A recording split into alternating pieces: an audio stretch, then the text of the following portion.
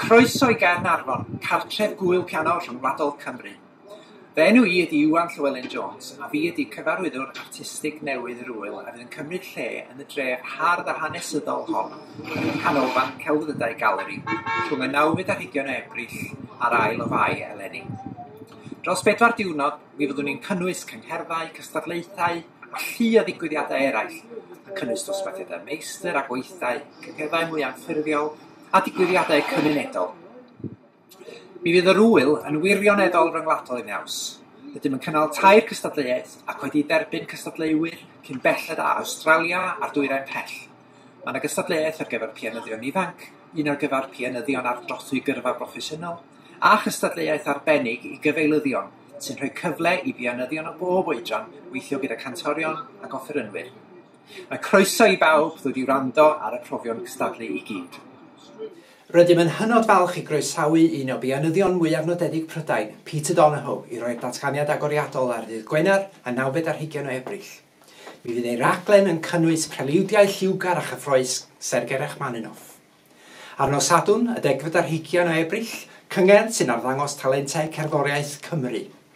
Mae'r ŵyl wedi comisiynu cyfres o ddarnau unawdol i'r piano ar themau heddwch a chofiant, gan 6 o gyfansoddwyr mwyaf blaenllaw y genedl, a mi fydd rhain yn cael eu perfformiadau cyntaf yn ystod y cyngerdd gyda darlleniadau i gyfund efo nhw.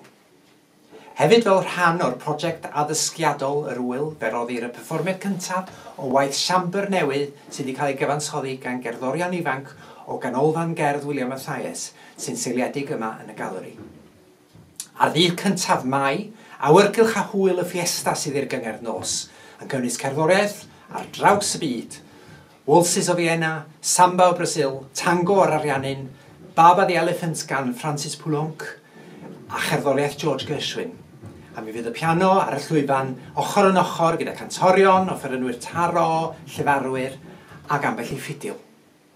Yn ystod y dydd, mi fydd digwyddiadau cerddorol anffurfiol yn cymryd lle yn awyrgylch hamddenol yr atrium yn y galeri, gan gynnwys cerddoriaeth Eric Satie, Chopin a Debussy. Efo caffi a bar y galeri ar ei newydd wedd yn cynnig llond siol o ddanteithion a lluniaeth blasus i fynd efo'r wledd gerddorol sydd o'ch blaen, allwch chi ddim peidio cael amser da yma.